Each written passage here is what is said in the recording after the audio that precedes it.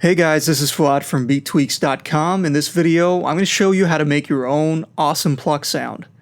Now, you might be wondering why in the world you'd want to synthesize your own plucks when there are like tons of presets that you can use to get, really good pluck sounds. Well, the answer is simple. Why would you use presets if you can make your own sounds and you can kind of create your own signature sound as well? So it kind of gives your music a distinct character. And other than that, it's pretty fun to do and you can just go kind of crazy with it. So let's get right into it. I'm going to use Sylenth1 to make this pluck sound for this tutorial. You can use any synthesizer that you want. Sylenth1 happens to be my favorite, and the reason I like it is that it's really easy to use, it sounds great, and you've got a lot of options to mess around with your sounds.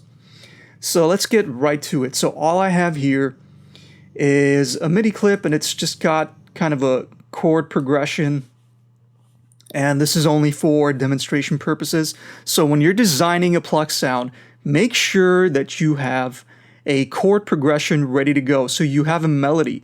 Because if you try to design a sound and you're just playing a note, you're not really gonna hear the character of the sound.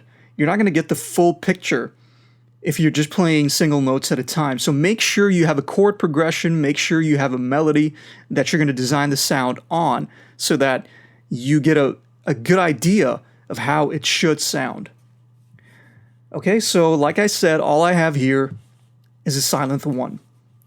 And I'm going to initialize the preset. So if I play this now, it's just going to sound like this.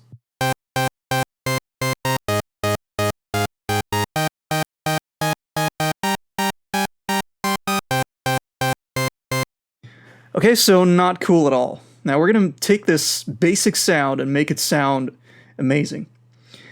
So the way I like to do plucks, a lot of people go straight into getting that plucky sound where the filter is closed off and it sounds like your typical pluck sound.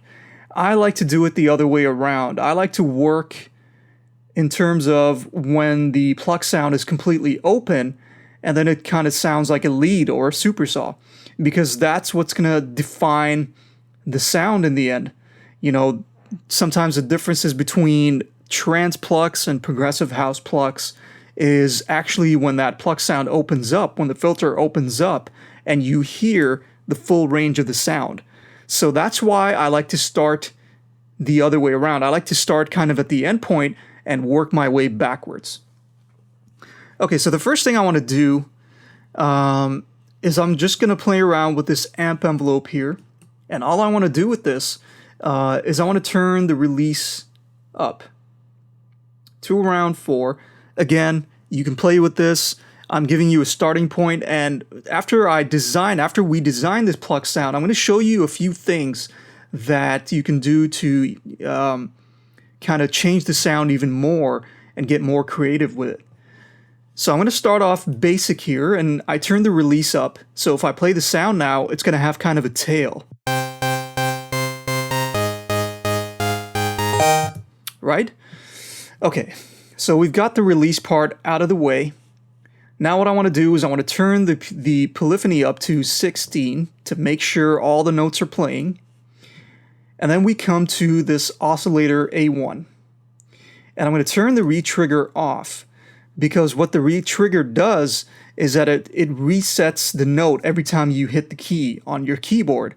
So if you do that, you get kind of a robotic sound, and it doesn't sound very natural. I mean, it's good for sub basses and other bass lines where you want to make sure that the sound is always up front and that each note is playing kind of at the same velocity and at the same time. But in terms of plucks, we don't really want to do that. We want to make them sound more natural, and we want to make them sound kind of prettier than a bass line. And we want to make sure that we get a full range of sound and then we're not just getting that robotic, repetitive sound. Okay, so the retrigger's off, and if I play this now,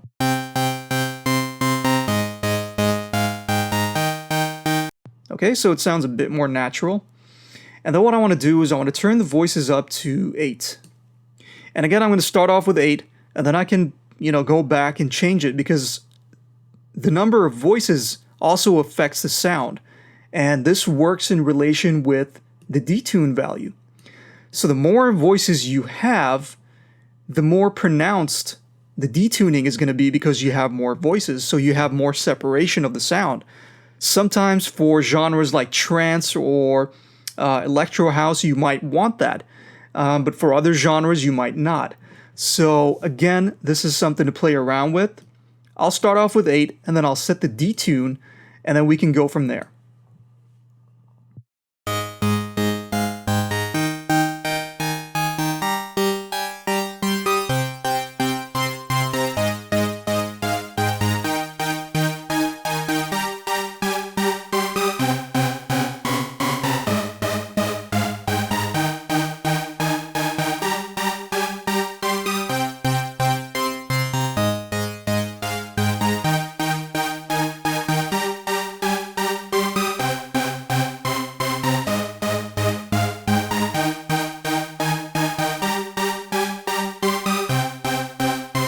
Okay, so for this chord progression, I kind of like it there. It's really detuned, and it kind of sounds like a main room house synth or something like that. When you take the detune down, the sound kind of becomes more like a lead rather than a supersaw. So again, that's all part of the creativity. So that is it for the first part, which is oscillator A. So I'm going to work with one oscillator for now, just so I can set the character of the sound, and then we can go and add different oscillators later on. So we can use something like a noise oscillator to give it some more brightness. We can use a pulse wave or a square wave to give the sound more character and more body if we want to do that. You can even use triangles and sine waves in the pluck as well to kind of reinforce the main frequency or the main notes of your chord progression. You can do that as well. So you can get as creative as you want with it.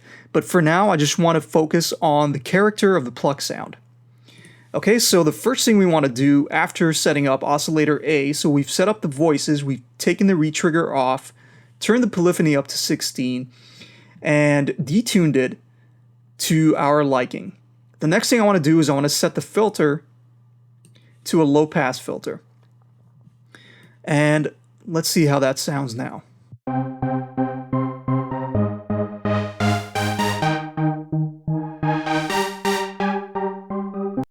Right, so we're getting that kind of lead plucky sound where the filter opens up. And I'm going to turn this back to the center. And I also want to add some resonance. And again, we can play around with this. And that's also going to give the sound some more character where it emphasizes the cutoff point of the filter. So I'm going to leave it open, and then I'm going to turn the filter down so we can control how much resonance we want.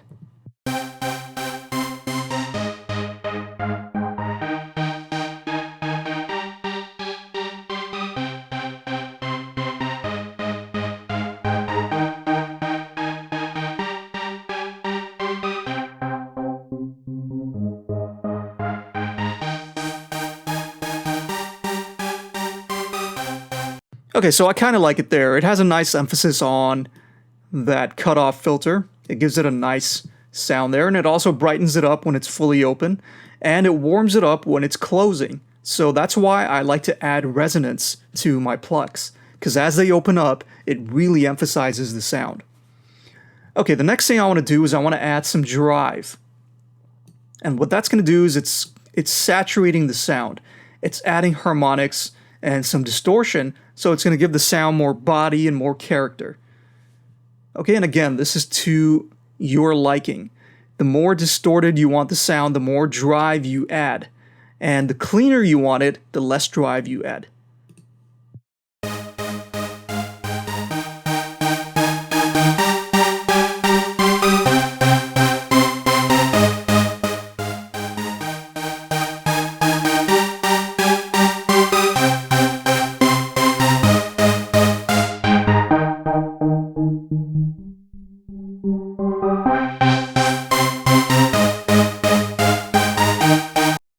Okay, so I like it there. Of course, the more, when you add drive, it also makes it louder.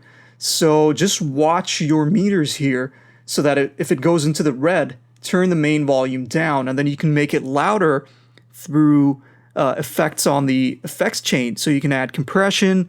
You might be boosting something with an EQ, so that's going to make it louder. So just watch your meters here.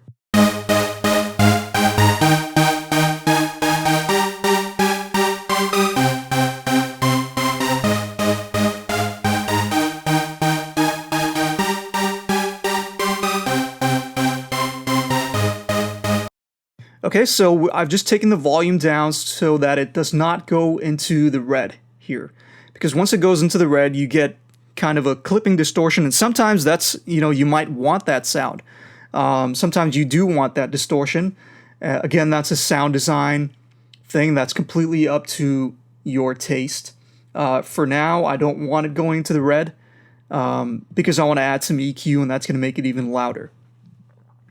Okay, so speaking of EQ, what I want to do is I want to kind of brighten this up just a little bit and give it some more body in the upper mids. And I might want to take the bass down just a bit because since this is a pluck, it's going to be layered on top of a bass most likely. So you don't want these two sounds muddying each other up. So for now, let's turn the bass back up to where it was. And what I'm going to do is I'm going to boost the treble all the way up and then sweep around to find a sweet spot for this sound. Now remember, when you're EQing, your EQ depends on the notes that you're playing. So if you're playing higher notes, you might want to boost higher up on the frequency spectrum to catch those notes. And you might want to be cutting different frequency ranges to clear up some mud. So it really depends on the notes you're playing. And that's why you do the sweep around to find a sweet spot. Okay, so let's do that now.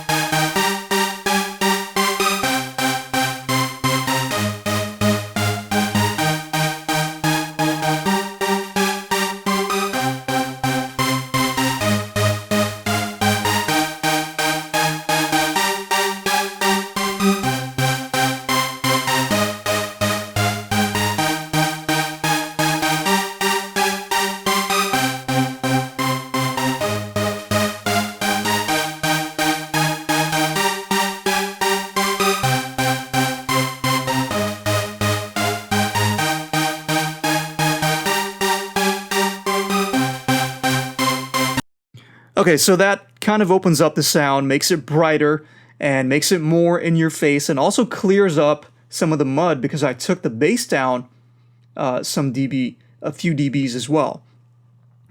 Okay, so now we're getting to a point where we're kind of reaching the final pluck sound. But before we do that, I want to get into some creative stuff with plucks. So you have a bunch of different effects here that you can choose from. You have distortion, phaser, chorus. You can even use a compressor, which we'll actually do, and I'll show you why after we get to the pluck portion of the tutorial. But for now, I want to play around with some distortion. And a lot of times on plucks, I like clip and I like decimate. And again, we can play around. Let's start with clip. And what clip is going to do is it's going to give it some more brightness, and it's going to actually sound like it's distorted. So it gives it a little bit more aggressiveness if you want. It gives some aggressiveness to the sound. So let's see what that does.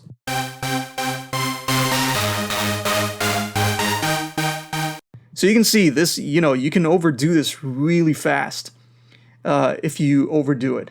So You can be really gentle with this and give the sound some more body and more character with just a little bit of distortion.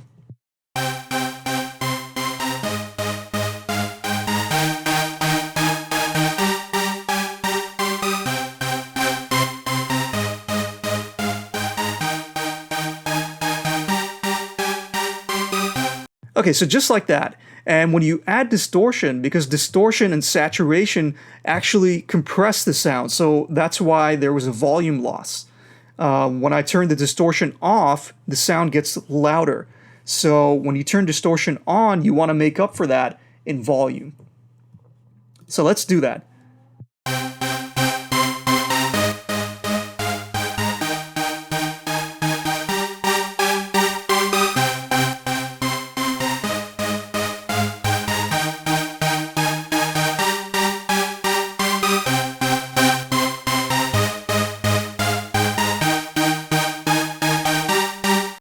Okay, so I've just brought the volume level up to where it kind of matches before and after the distortion.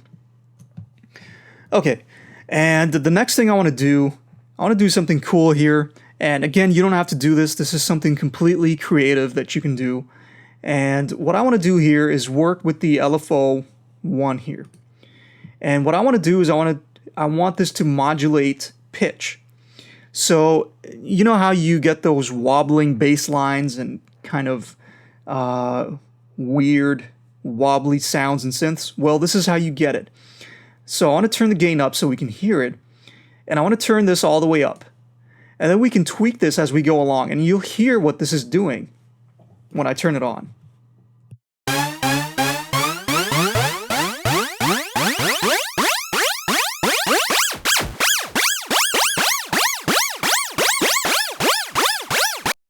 Okay, so not cool at all. That's not what I'm going for. But all I'm doing here is setting the rate at which this is modulating pitch. And then this little knob here controls the range of pitch. So the higher up, the bigger the range of the pitch modulation. Okay, that's why it is the amount. So I'm going to turn this down, and let's see what happens.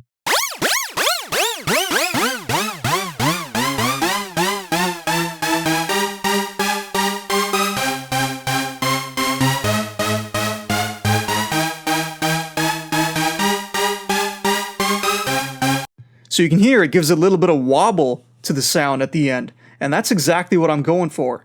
And as you can see, it's only at 0.1. The amount is only at 0.1. So I've set the rate at quarter delay, and the gain is all the way up. And I want to turn the gain down so that it's just audible. We don't want this to, we don't want this to be the character of the sound. We just want it to give it some character. So I'm going to turn the gain down on this effect and just kind of layer it in there.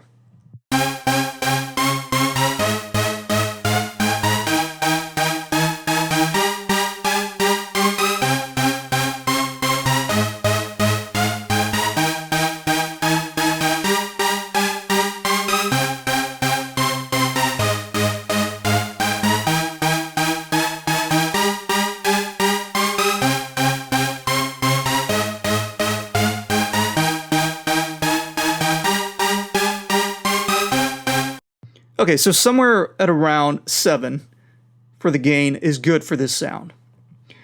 Okay, so now we get to the good part.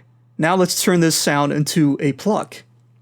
And the way we're going to do that is by doing a modulation envelope here. And what we want to modulate is the cutoff. And similar to this LFO1, this is going to modulate the filter closing on the sound. And the decay time is going to determine how fast that happens. Okay, so if I turn this all the way down, if I turn the cutoff down, so I'm going to turn it down, let's listen to what it's doing.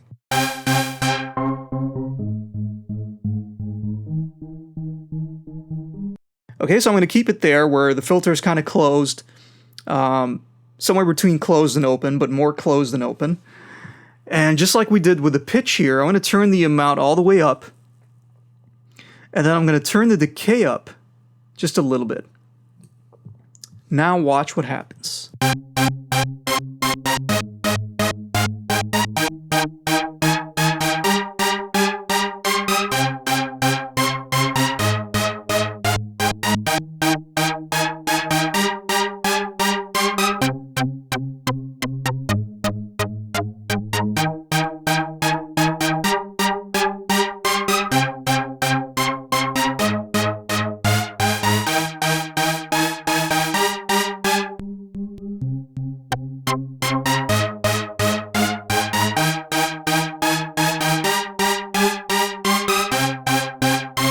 Okay, so the decay time is kind of determining the real character of the pluck, and then the release gives it the tail, so it makes it, it determines how long the note plays. So this kind of sets the attack. The decay actually sets kind of the attack of the pluck, and the release sets the tail of the pluck sound. And now what I want to do is I want to turn this down, the amount knob down, so we can really home in on the sound of the pluck.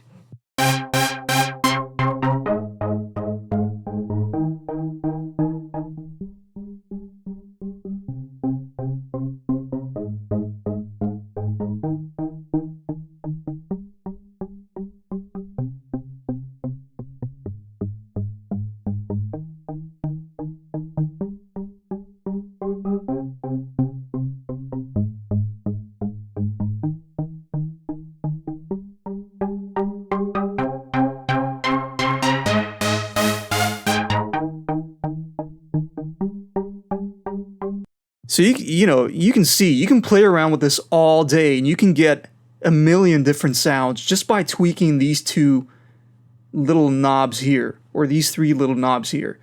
You can get so creative with this and create all kinds of different sounds just by playing around with this modulation envelope here. I kind of like where this is going. It's kind of nice and plucky and then goes all like really open and really wild when you open up the filter.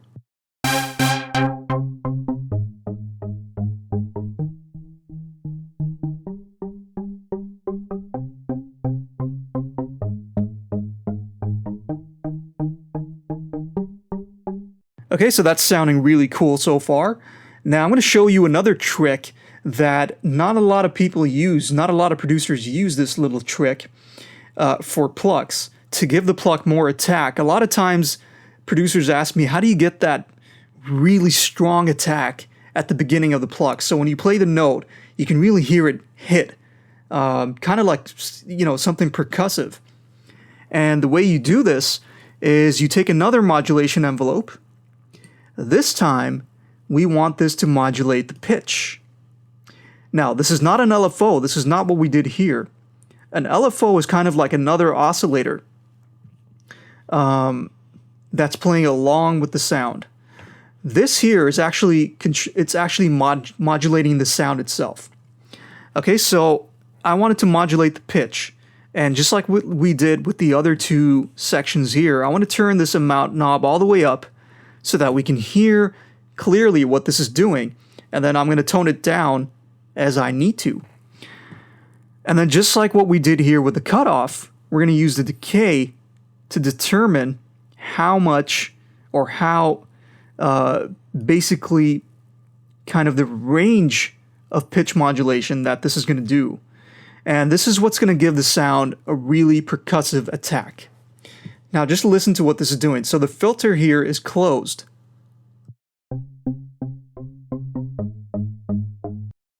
So the filter is closed. Now when I turn this decay up, I want you to listen to what's going on.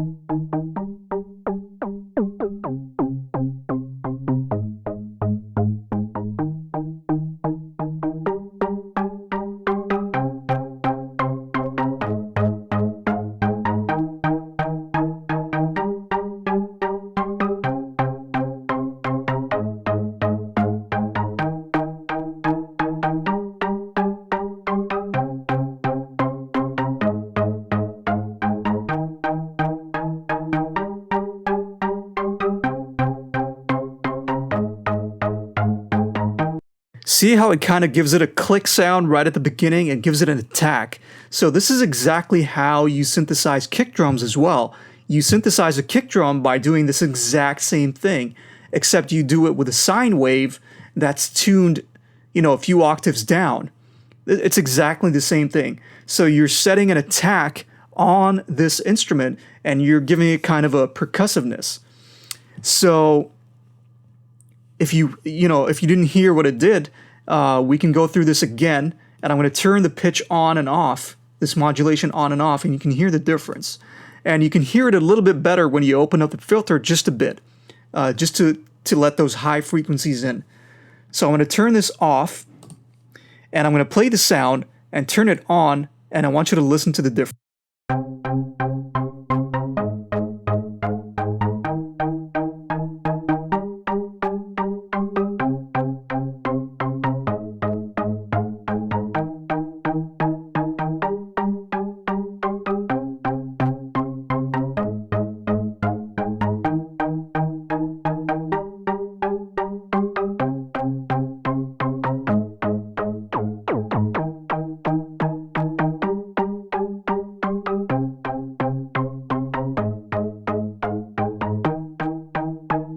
And again, tweaking these two knobs, you can get another infinite amount of sounds. You can get really creative again with this pitch modulation here.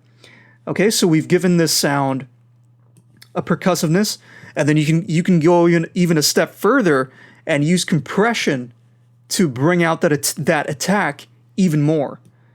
Okay, so the way we're going to do that is we're going to let this compressor bite down on the initial transient, but just let it, just let the first few milliseconds of that sound go through and then compress the rest of the sound. And that's really going to emphasize the attack portion of the sound and make it even more powerful and percussive. Okay, so we're going to go with a ratio, pretty high ratio, somewhere between 4 and 5. Let's set the threshold to 0 for now, because we're going to take it down and set it after we set the attack. So the attack is going to be somewhere around 10. And again, this is, up for tweaking. And I want a pretty fast release time as well.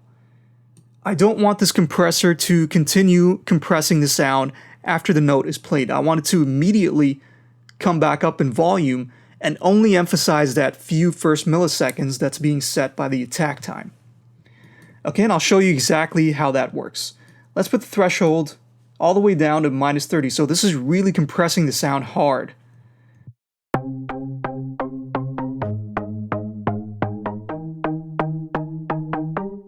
So that's with the compressor on. I'm going to turn the compressor on and off, and you can hear exactly what it's doing.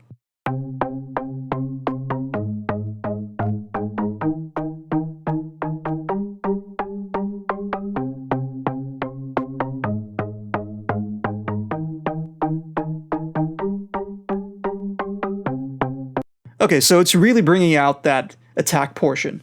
Now what I want to do is I want to kind of tweak the attack. And when I tweak the attack, it kind of determines how much of that attack portion comes through.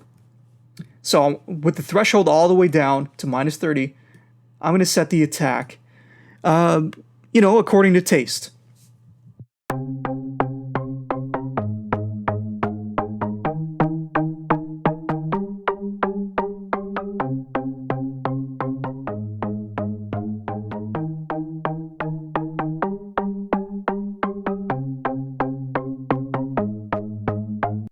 Around 15 milliseconds is nice for me. You probably heard when I turned the attack all the way down, it completely kills the transient. So it blunts the sound. So that's not what we're looking for.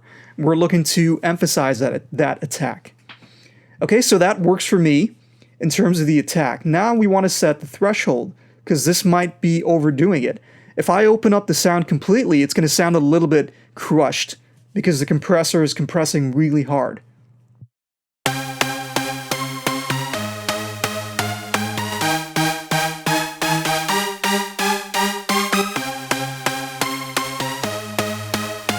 Okay, so that's not what I'm looking for. So I'm going to turn the threshold down with the sound completely open. so I can get a nice clean sound, but with a good attack on it.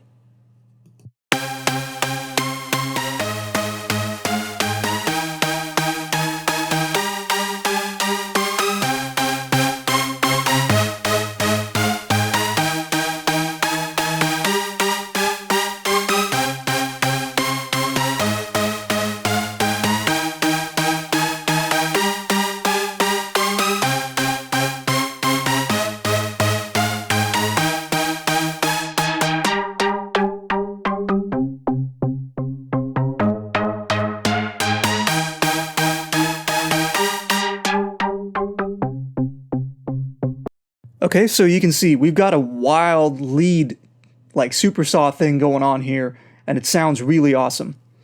Okay, there's just a couple of things left to do here, and that is add the icing on the cake, and that is reverb and delay.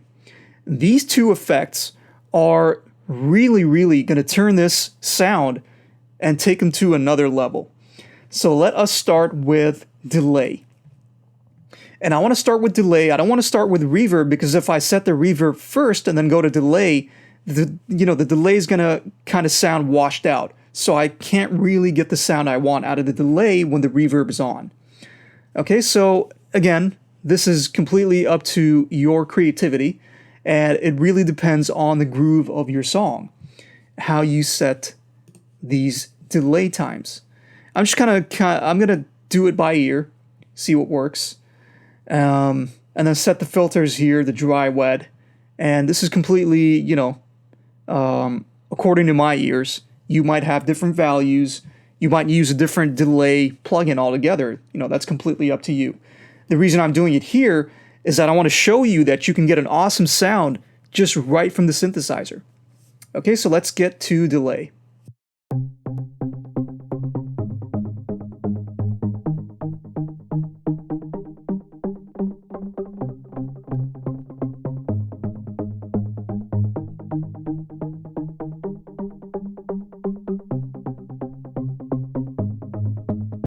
Okay, so that works for me.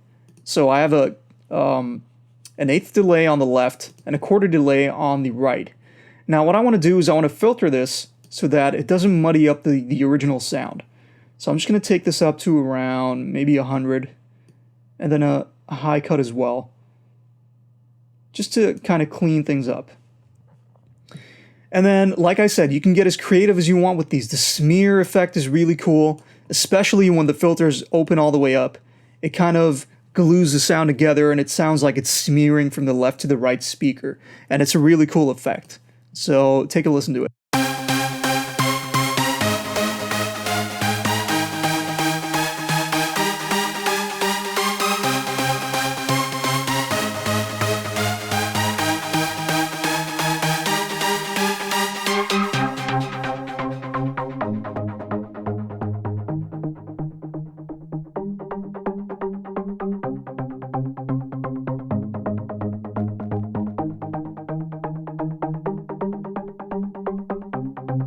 Okay, so I'm just going to give it a little bit of smear and turn the dry wet down to around, just keep it at 50%. And then you can control the feedback, the spread, so kind of how much the delay moves from side to side.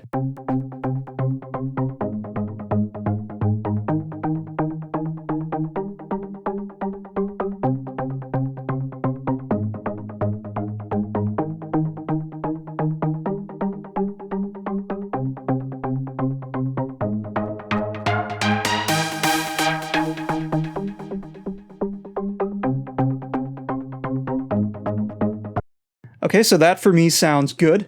Now, the last thing I want to do is add reverb to make the sound really huge. And what I want to do with the reverb, you want a pre-delay. 100 milliseconds is a nice start for most of these sounds, and you can tweak this as you need to. You can tweak the size as well. The more size, the bigger, the wider the reverb is. The longer the tail of the reverb is with the size, and then the width obviously is stereo, and then this is completely mono reverb. So let's keep it full width. Size, I want it to be pretty big, and I want to add just a little bit of dampening, just to kind of tame the top end of the sound.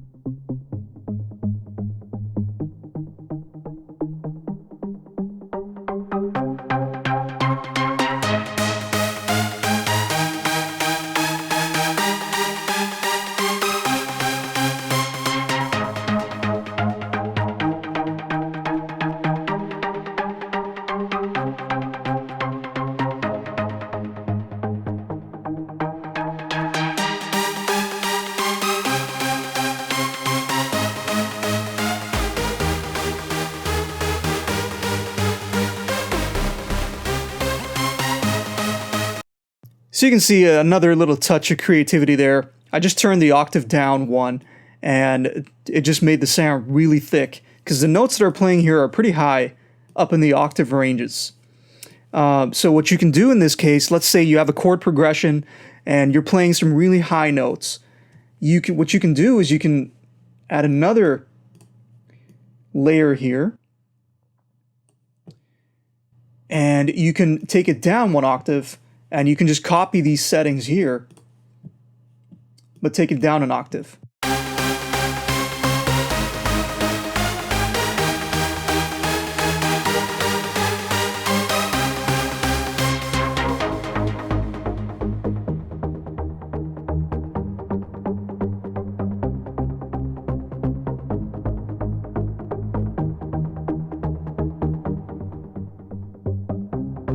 And just right there, just with that, you've taken the sound to an entirely, completely different level. And now it sounds full, it sounds really fat, and it sounds like it's fit for, you know, any chart-topping sound. You can go even further if you want. So if we want to go to part B here and add a third oscillator, we can do that as well. Now what I want to do with this is I want to add a noise oscillator. I want to give this sound some brightness, and so that when it opens up, it kind of sounds like it has noise, basically. A lot of these synths that you hear, they're really bright, not with EQ, but sometimes with a noise oscillator. Okay, so what I can do is I can solo this, and actually what I can do here is I can just copy these.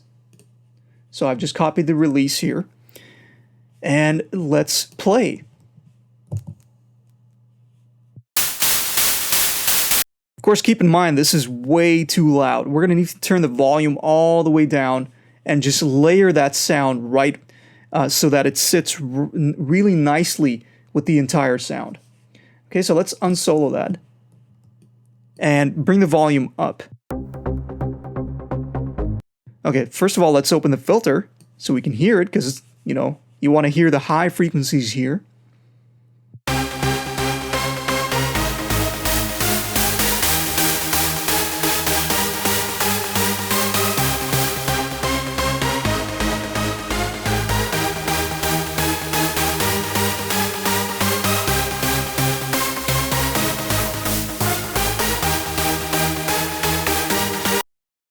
So that sounds incredible right now.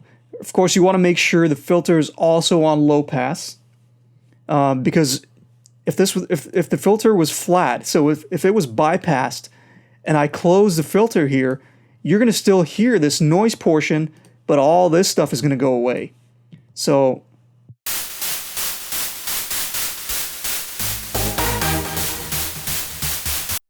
and that's not what we want. So we want to turn this to, again, a low pass, except I want to turn this to a 12 dB per octave instead of a 24 dB per octave.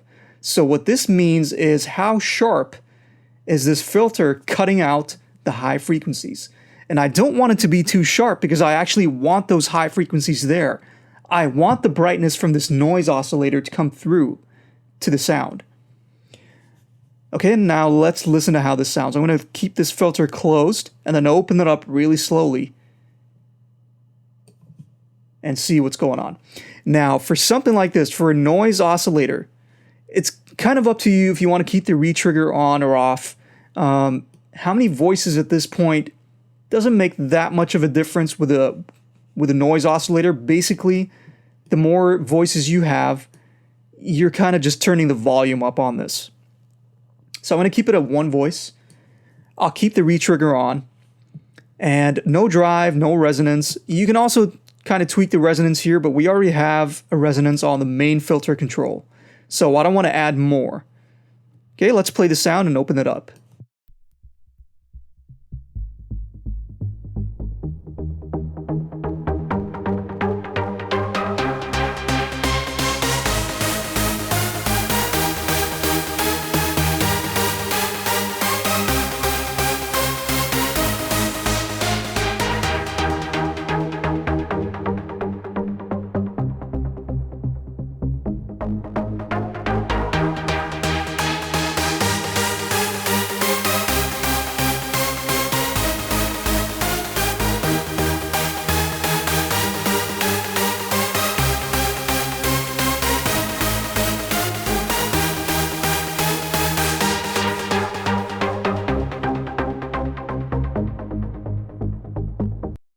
I don't know about you guys, but I think that sounds incredible. And that's pretty much it for making pluck sounds. Of course, like I said at the beginning of the video, you can go through and tweak all of these things and come up with your own sounds and kind of create your own signature character for your music. And you can tweak the detunes here, you can tweak how many voices, you can tweak the pitch modulation to make it sound more wobbly or kind of more like moving around. You can add more or less reverb and delay. You can change these modulation here for the cutoff. You can do a million different things with this. So go crazy with it. I've just given you, the basic understanding of how to make an awesome pluck sound. And what I want you to do is take it from there and just go with it. Get creative, get crazy. You can even add different effects to this. Like you can add different plugins to this. You can add distortion. You can add different coloration plugins. You can just go crazy with it. But now you have the basic understanding of a pluck sound. If you have any questions, please leave a comment. Send me a message, get in touch, and I'll be more than happy to answer your questions.